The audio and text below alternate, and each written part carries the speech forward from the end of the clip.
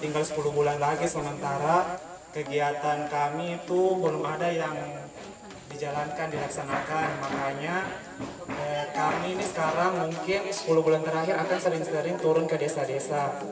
Untuk pertama kami perkenalkan dulu, kami ini dari Nusantara Sehat.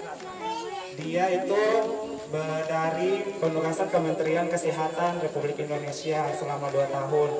Nah, untuk perkenalan, pertama saya sebagai Ariski Saputra di Puskesmas, kerjanya di bagian laboratorium yang biasa ambil darah ibu-ibu hamil, cek-cek golongan darah, sama kalau misalnya pemeriksaan dahak untuk TBC.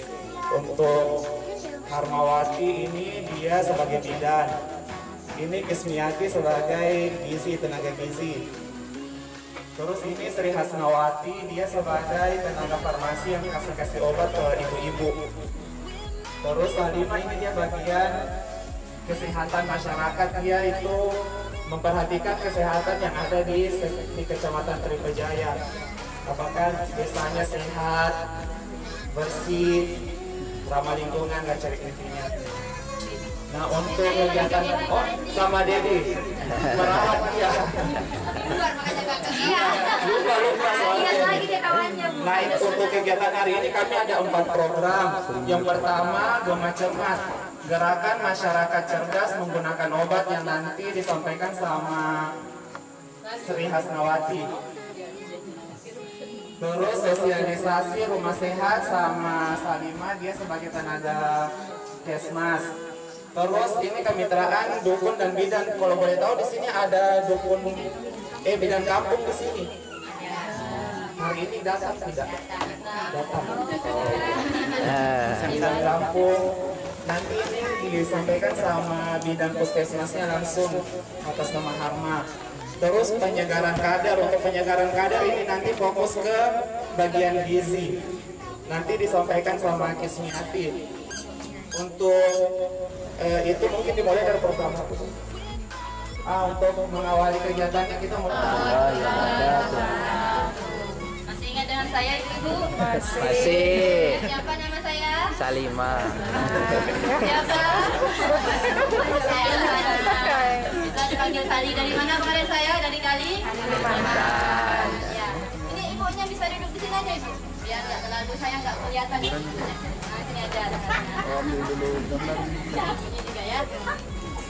Gambar bos semua. Gimana kabarnya? Alhamdulillah sehat. Sehat ya. Kayaknya memang sudah sehat semua nih, udah nggak pakai masker lagi. Coronanya jauh-jauh lah ya, semoga tidak ada corona lagi. Saya juga udah segar sekali karena habis wiridan, dapat siraman rohani. Selain rohani mungkin siraman makanan juga. Udah makan sore ya. Oke, di sini saya akan menyampaikan tentang sosialisasi rumah sehat. Apa itu rumah sehat? Kok katanya rumahnya juga harus sehat ya? Dan jangan rumahnya suntik, dikasih obat. Atau lagi tuh Ibu, rumahnya harus disuntik, dikasih obat. Nah, gimana itu rumah sehat? Ya, dibersihin salah satunya kan. Kenapa rumah sehat ini juga penting ya? Karena rumah termasuk kebutuhan primer, artinya kebutuhan utama kita. Jadi rumah itu harus sehat dan ada perlengkapan yang pokok-pokoknya ya. Jadi rumah sehat itu bisa terdiri dari ada jendelanya. Di sini rumahnya udah ada jendelanya belum? Udah ya, oh di Bayu Kumar udah ada jendela rumahnya. Jangan bolong semua nanti. Bolong semua. Udah ada jendela ya, jadi jendela ini butuh biar nanti ada matahari masuk. Kalau enggak ada kacanya ya, karena kalau ada jendela atau kaca itu nanti matahari bisa masuk ke rumah kita. Untuk apa matahari itu masuk ke rumah kita? Membunuh kuman. Jadi kalau ada matahari masuk, tidak ada virus atau bakteri kuman yang betah di rumah kita ya. Jangan sampai rumah kita terlalu lembab seperti itu. Setelah itu rumah kita harus ada ventilasinya. Sudah ada belum ventilasinya di rumah kita? Ada? Contohnya kayak gini ya, ini rumah sederhana ya. Ada jendelanya, ada ventilasinya. Jadi kalau rumah kita ada ventilasinya, bisa terjadi pertukaran oksigen. Kalau pagi-pagi dibuka ya. Selanjutnya mungkin di rumahnya ada apa lagi supaya sehat rumahnya? ada sumber air bersih. Jadi air bersih di sini harus terlihat bersih secara fisik, baik dari warna, rasa, dan baunya. Itu ya, kita bisa melihat secara fisik. Selain itu harus bebas dari bahan kimia dan bakteri seperti itu. Sudah ada sumber air di sini yang bersih? Sudah. Ada ya, tidak mengandung kapur ya di sini. Nah, bagus. Berarti sudah pakai air bersih ya ibu ya? Oke.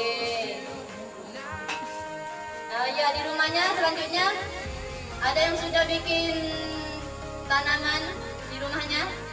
Pernah dengar di sini ada lomba katanya ya, bikin lomba di tanaman obat. Udah ada semuanya di rumahnya? Luar biasa sekali, banyak dan termasuk sehat ya. Kalau sekitar rumah kita ada tanaman, toga, mungkin bunga atau buah-buahan, maka udara sekitar rumah kita kan segar. Dan hasilnya juga bisa kita konsumsi ya. Yang lebih segar, misalnya sayuran bisa kita ambil setiap hari, konsumsi setiap hari. Selanjutnya, lokasi rumah harus aman. Ada yang bikin rumah di tepi jurang di sini? Enggak ada. Enggak ya. Jadi kita harus pilih lokasi rumah kita yang aman dan ada? Enggak ada datang. Oke, saya itu saja ya. Kita lanjutkan ke Lanjut.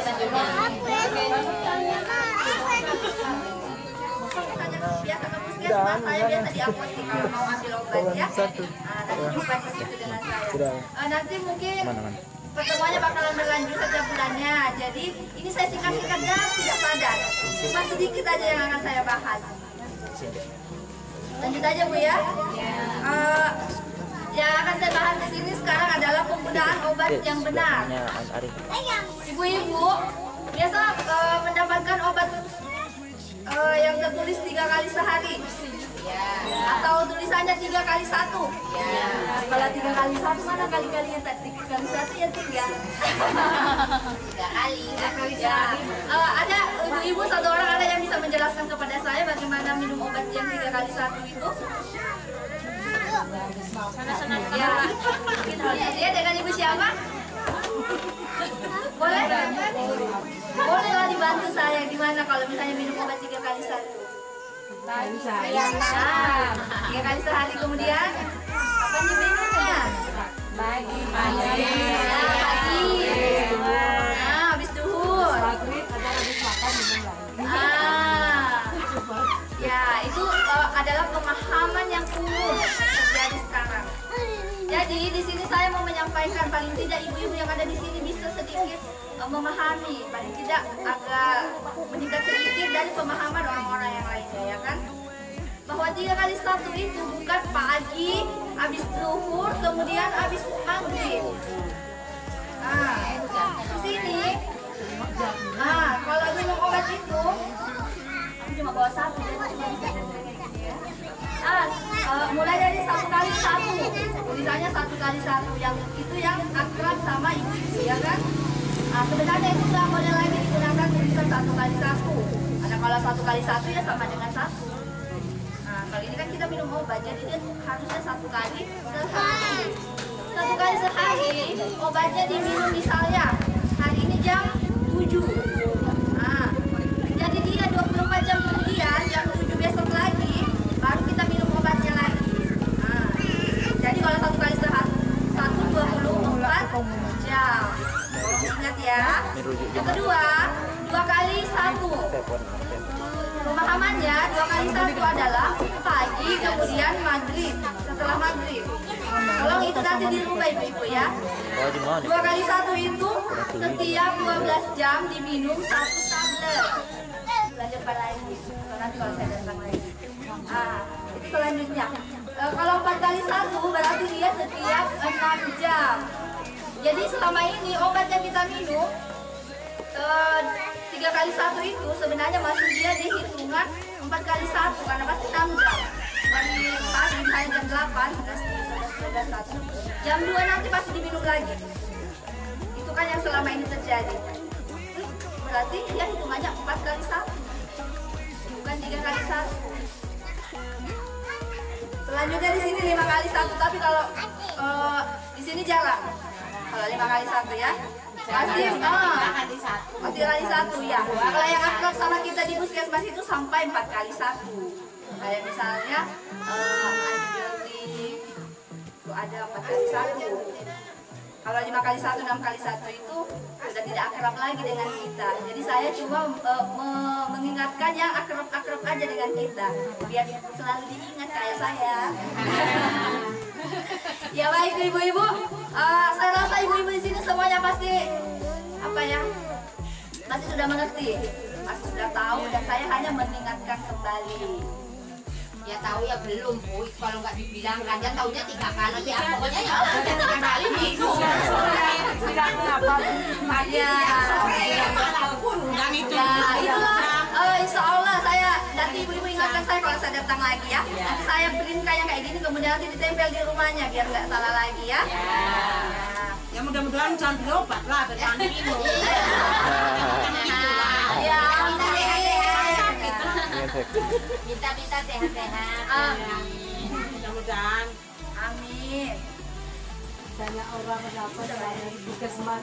Ibu-ibu itu kan itu yang paling akrab dengan kita. Dan satu lagi sebelum saya akhiri karena ini udah malam, jangan biasakan kayak tadi sebenarnya kan 3 kali sehari setelah makan minum obat, bukan. Tetapi harus bergeser sedikit pemahamannya bahwa sebelum minum obat harus makan.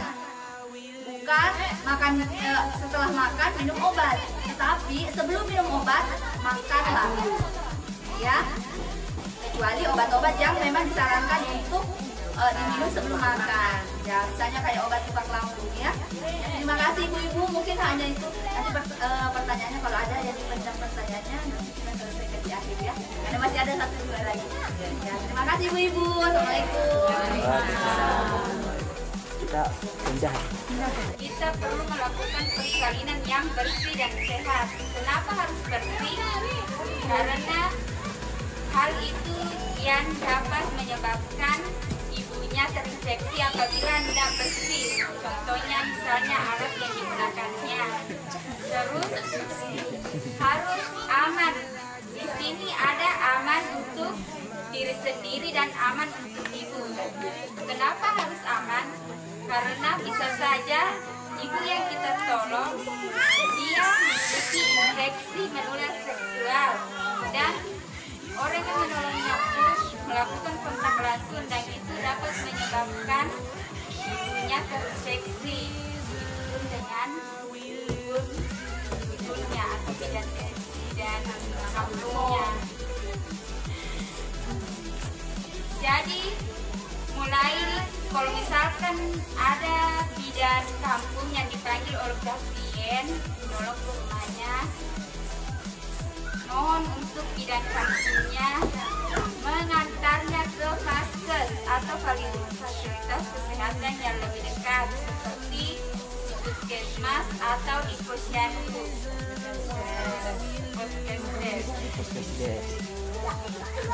Terus dari persalinan di vaskes ini, selain itu ibunya juga bisa mendapatkan surat keterangan lahir dari bidannya. Jadi itu tidak mempersulit untuk mendapatkan akte kelahiran untuk bayinya nanti. Mungkin itu saja yang bisa saya sampaikan, dan mohon kerjasamanya untuk bidan kampungnya aja dengan bidan desanya untuk saling bekerja sama. Sekian dan terima kasih. Adapun di sini KAS, komitmen bersamanya KAS